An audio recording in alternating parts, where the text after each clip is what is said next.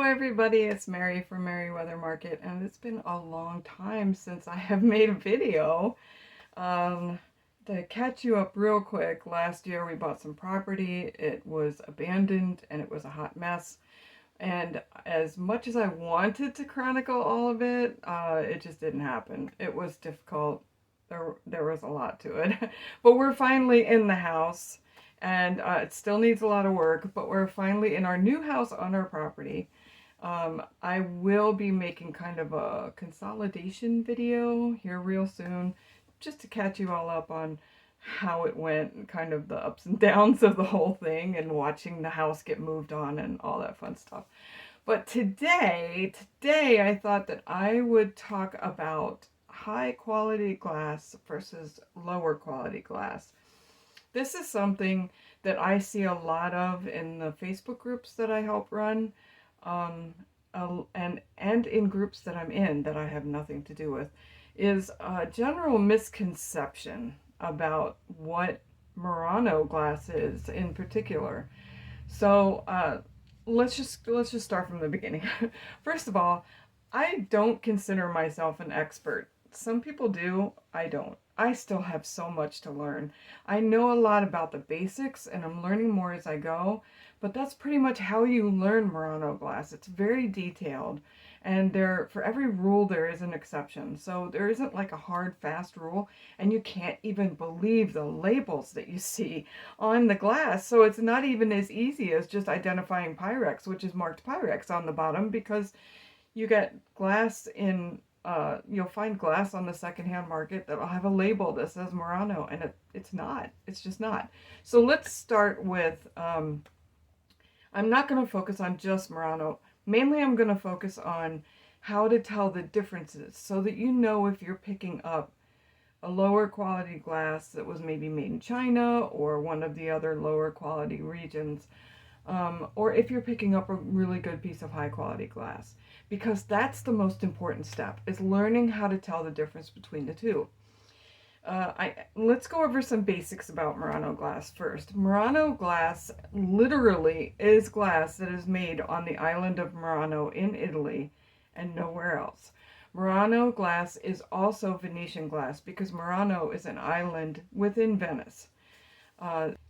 So it used to be that all of the furnaces and glass blowers were in Venice, in the city of Venice. But in the 1200s, they moved them out of the city and onto the island. And I think the general reasoning for that was to keep the fires from burning the nearby houses and stuff.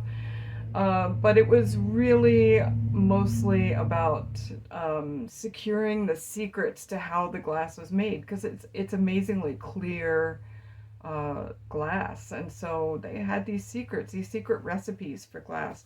They wanted to protect them, so they moved all their glass blowers onto the island of Murano. And in some ways it was a very isolating existence, but they were also treated like royalty. So I mean, when they did come into Venice, they were treated in high regard.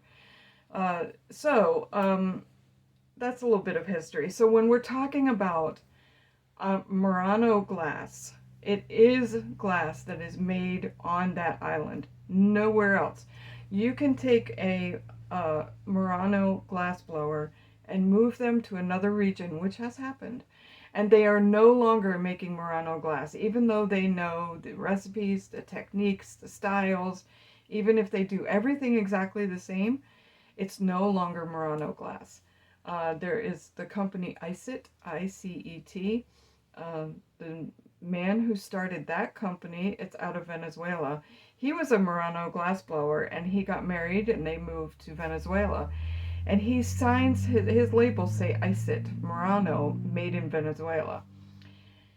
And he even buys he gets all of his materials, except for the sand, because that's very heavy, obviously, from Murano. So he's still using all of their materials, but it is not considered Murano glass anymore because the one rule is that it has to be made on that island, and it's not. So that's what Murano glass is. If it's made anywhere but on that island, it is not Murano glass.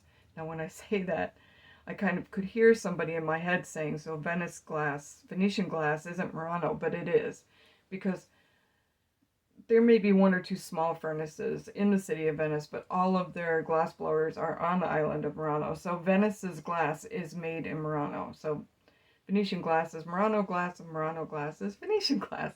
It goes hand in hand. All right, so, okay. So that's the literal definition of what Murano glass is. I think there is a general misconception out there that Murano glass is just artistic glass. I have seen people with listings online or talking about these in groups, saying, I found this great piece of Murano glass made in Poland. And it boggles their mind when I try to tell them it's not Murano glass. And they say, but it is, because they think that Murano glass means fancy artistic glass. Hand-blown glass, and that's not what it means. So now we've gotten that out of the way. I have a few pieces of Murano glass. Each one tells a different story. I have one piece that is not Murano glass, but that is often confused as Murano glass. And then I have one piece that is Czechoslovakian glass, because I'm going to show you, even in different regions, there is high quality versus low quality. Let's get started with this piece of glass that I just bought from my friend Laura. It's absolutely beautiful. I don't know how well you'll be able to see the details, but it's hand blown, and the ponto scar, which you would see on hand blown glass because the punty stick is what they blow into, and it gets broken off here. So it leaves a little scar, a little break mark. Generally, there are exceptions to this rule. Generally, you want to see how this is polished as clear as the rest of the glass. It's perfectly shiny, it's smooth, it's flat, and so that the bowl sits perfectly on a table. The other sign that this is Murano are these silver flakes in here, and that's called the Argento technique. You may have heard of the aventurine technique, and that is using copper. The gold technique is called oro. But this is silver, so it's got these silver flakes in here. This is a mid-century ashtray, actually. And when they made these, Murano was pretty much the only place that was doing this silver foil technique, because it was not only expensive, it was difficult to do. And so other places weren't copying it. Now you'll see more of that. Actually, I have another bowl that is not Murano that has these silver flakes that I'll show you in a minute. And it confused me. I had to reach out to the experts for some help. But so that's another. We also have the colors, the way the swirls are, and the general design of the ruffles. So the other way to know that this is Murano, besides the color, the design of it, the inclusions of the silver flakes, usually, not always, but usually it's encased in white and then encased in clear glass on the bottom. Not always, but that's a good sign. I have seen Japanese glass with the white bottom too. So that's not your only clue, it's just one of your clues. Okay, so it has all of the hallmarks. It's got the very high polished clear glass there, and it's encased in clear. This color is encased in the white, which is then encased in the clear glass. The ruffles, the oro or the argento, the color, the design, all tells me that this is a piece of Murano glass. And I did look it up online, and I identified the maker. Can't think of it, so I'll just put it here somewhere on the screen. But this is a wonderful, wonderful example of mid-century Murano ashtrays. Now, the reason that I'm only going to be talking about these bowls and ashtrays, I'm not going to be talking about animals, statues, anything like that, is because this is what we find most often in the secondhand market. And this is what confuses people the most. So this is what we're going to talk about. So here's a good example of Murano glass. Now let's take a look at an example of Czechoslovakian glass. And here is my little Czechoslovakian bowl. It still has the label on it right there. It says Glassworks, and I can't pronounce the name. I'll put it here. And Czech Republic. So I do know that that's got the original label on it. That is a legitimate label. Now I could tell that this was Czechoslovakian glass before I even started reading the description, and that is mainly because of the color. It's very Czechoslovakian, this pinkish, cranberry-ish kind of color they used a lot, or use a lot. And then the clear glass on the tips. But also the base told me, because they like to have this clear glass, thicker clear glass base. And again, the bottom is highly polished, very smooth. It's very well made glass. So that's how you tell. And this was probably an ashtray too. I just use it as decoration. It sits in my collectibles cabinet with my cow creamer collection and the rest of my glass. And yeah, it was probably an ashtray when it was originally made. And I know that blows people's minds, but you have to remember that in mid-century, smoking was cool. It was in, and they smoked in style. So they had beautiful ashtrays, table lighters, cigarette holders, all kinds of things like that. All right. Okay, so let's take a look at another piece of Murano glass that I just bought. And I'm almost hesitating to say Murano glass because I haven't fully researched it, but I feel like it's Murano glass. I fully support the concept of not making claims that something is made somewhere until you are 110% certain, especially if you're reselling, because you don't want to mislead your buyers. A lot of buyers are not as educated in glass as they probably should be before they shell out big money. But really that's because there aren't very many other things that have all these fake labels running around outside of like Gucci purses and stuff like that. I don't think people even know that they should double check labels and make sure what they're buying is really Murano. They're taking your word for it as a reseller. So I feel very strongly that if you aren't 100% certain, don't make the claim.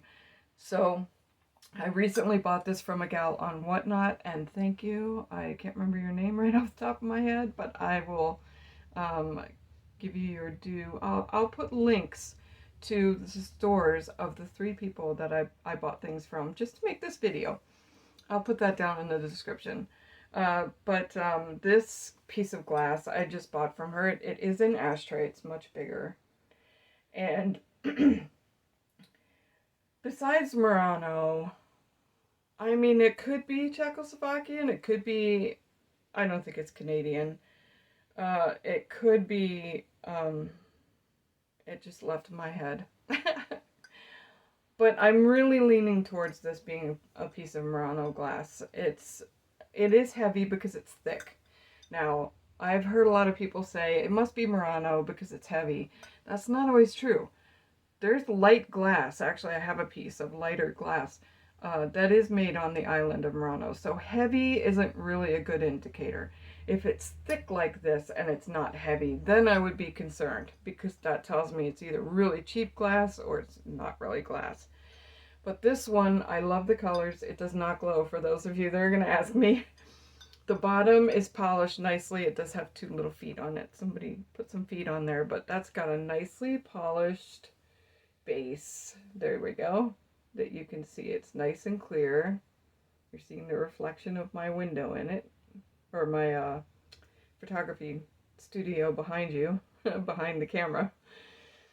So it's nice and clear. It has a little imperfection right here. This is a chip that happened after manufacturing. and it does have some wear to the bottom, so I was able to get it at a good discount. But another beautiful piece of glass that I fully believe is Murano, but I still have to research just to make 110% sure. And I might even keep it because I love it.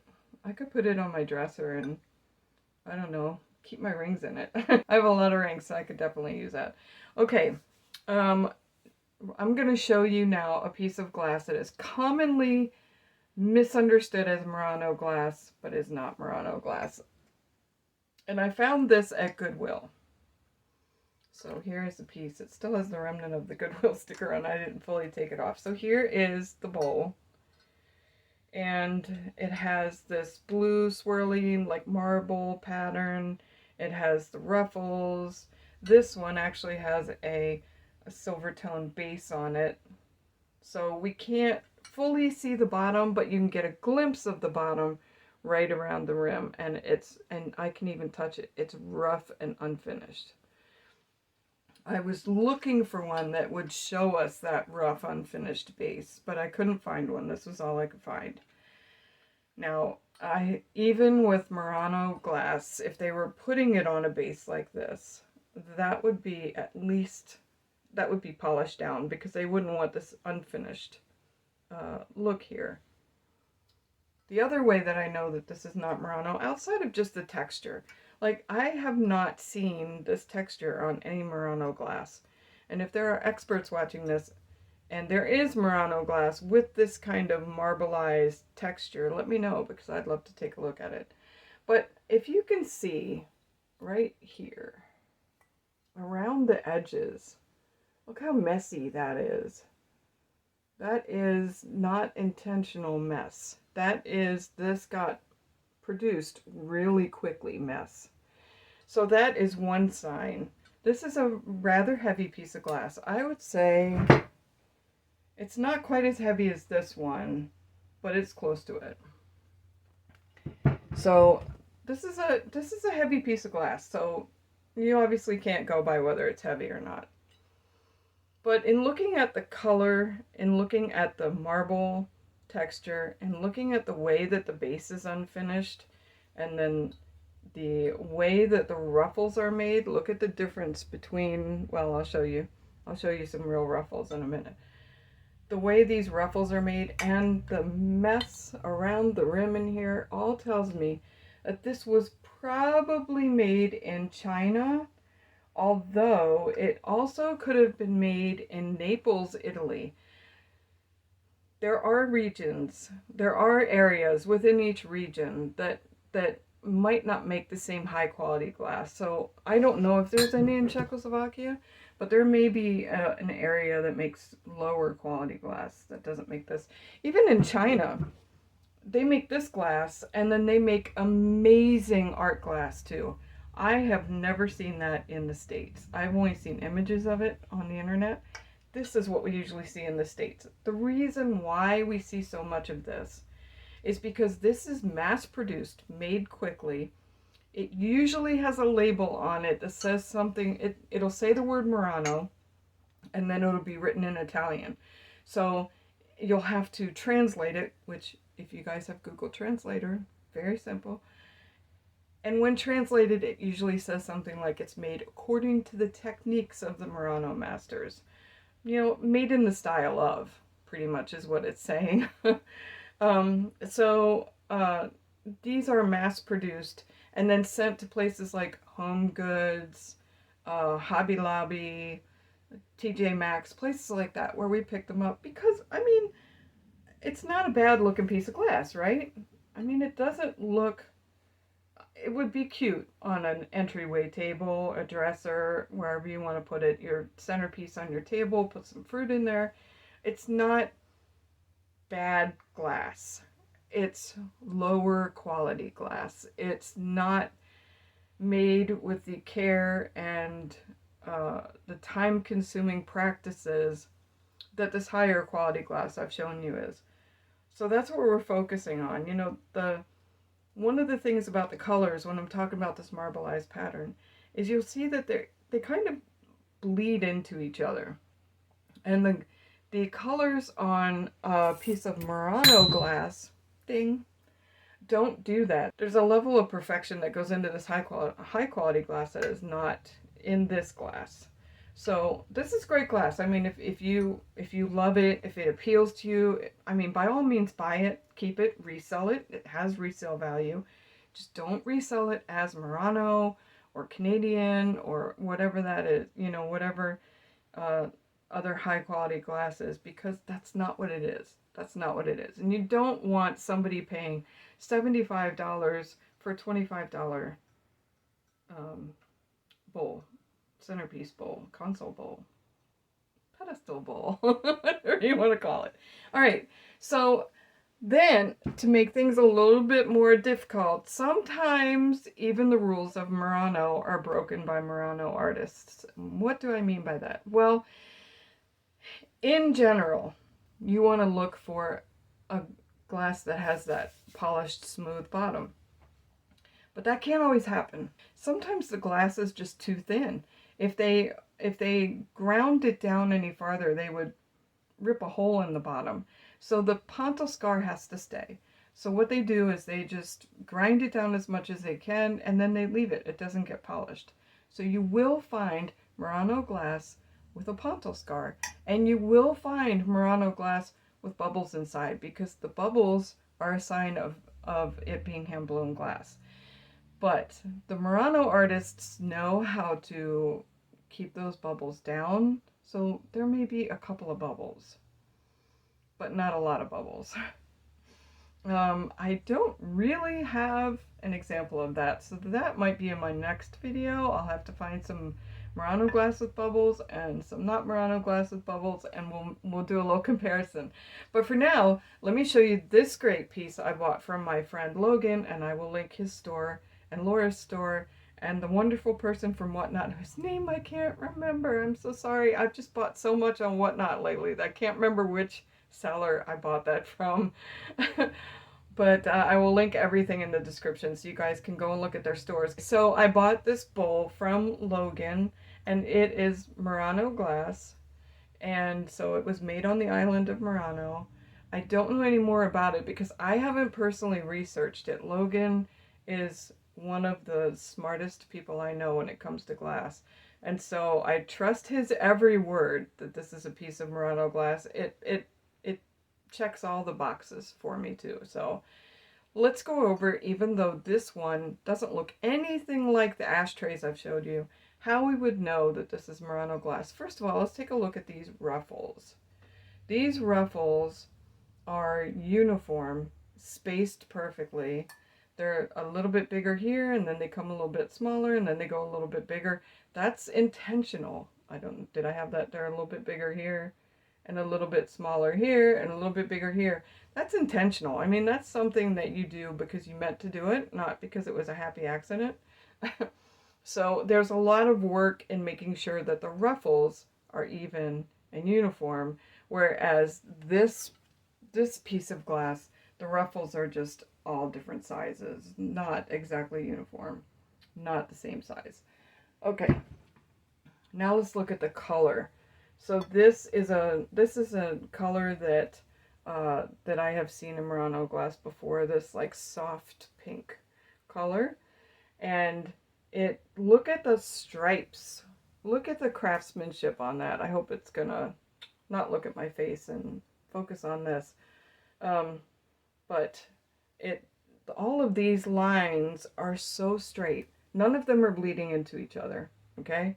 Then we get down to the bottom, and you can see on the bottom here, it's kind of rough, and that's because this glass is so thin.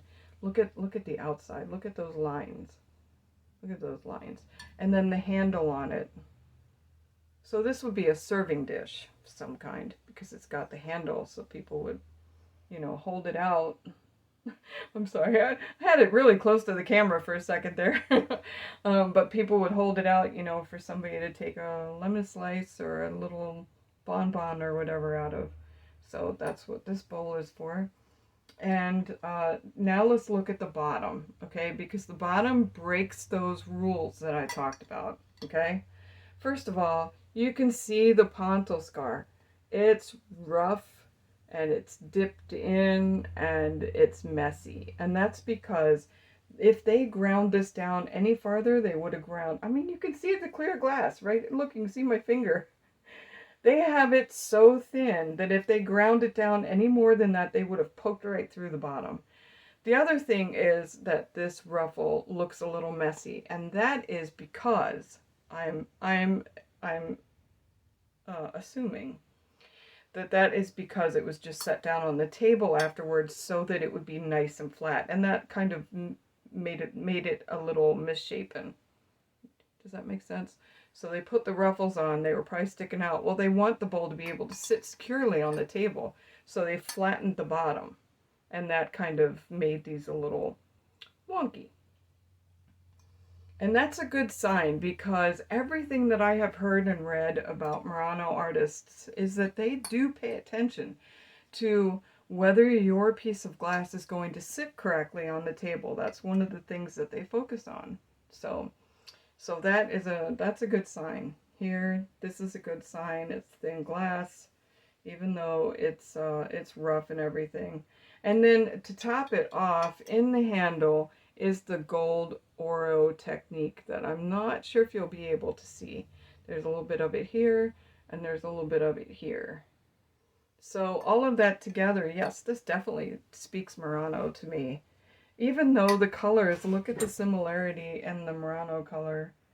But can you see the difference too?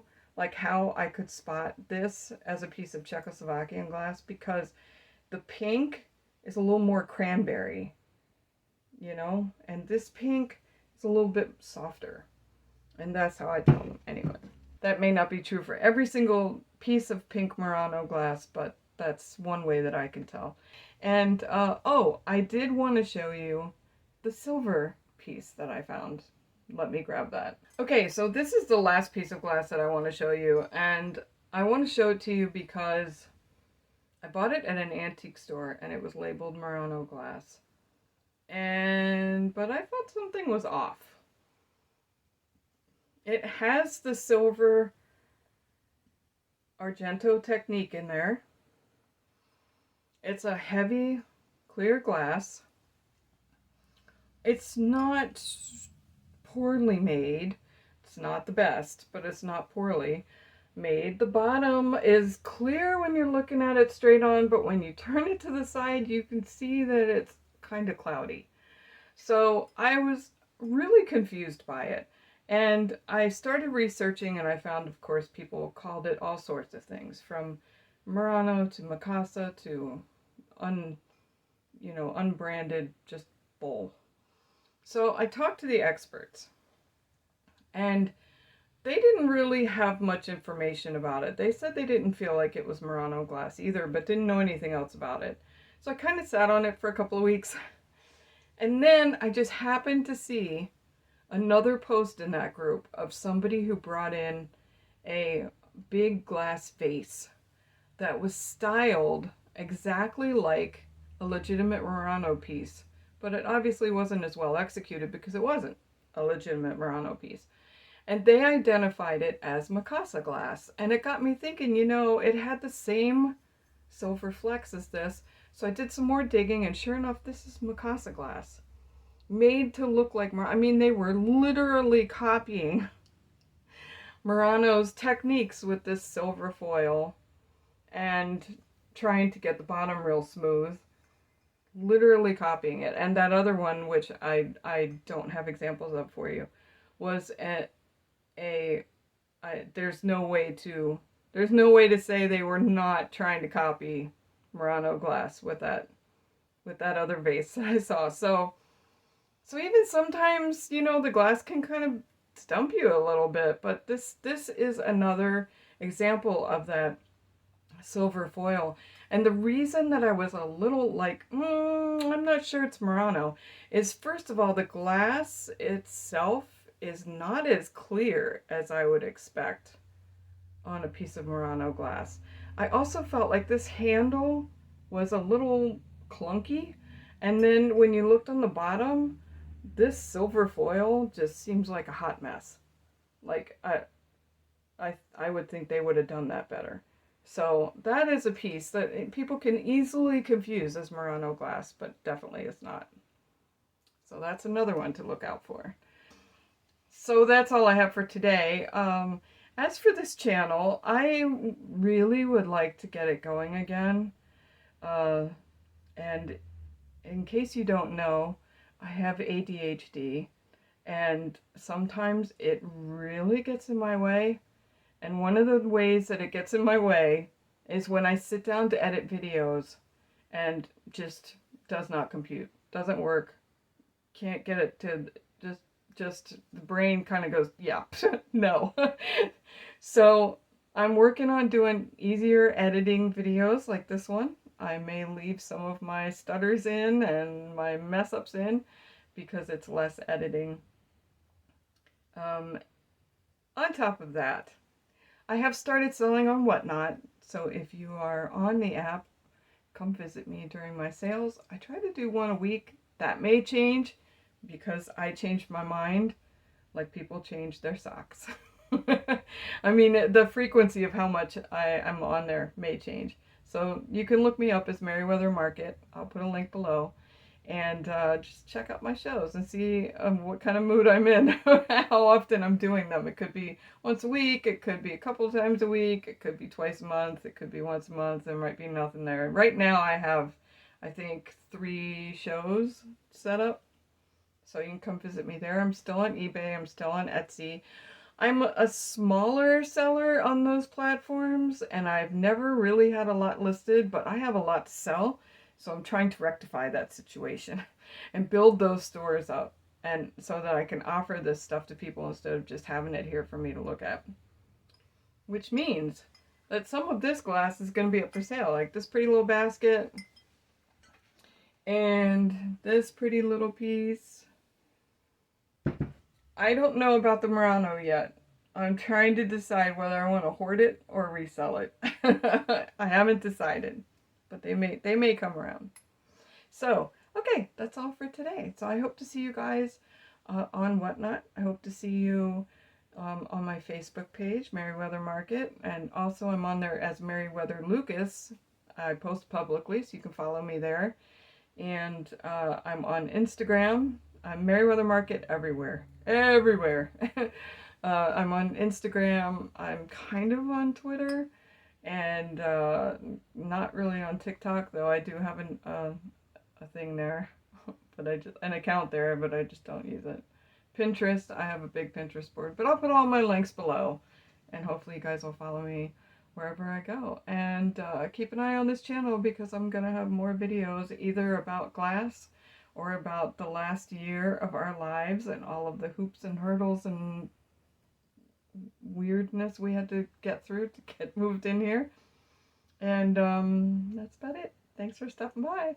Make sure you subscribe if you haven't already, and click that bell so you're notified when I go live or when I upload a video. And click like, thumbs up, and comment down below and let me know which is your favorite piece of glass, and do you like to pick up glass, and have you been fooled by these Murano labels? I can't stand them. I think they're horrible. Just give me a chat down below, and I'll answer you. I'll pay attention and I'll respond. Okay. All right. Thanks. Bye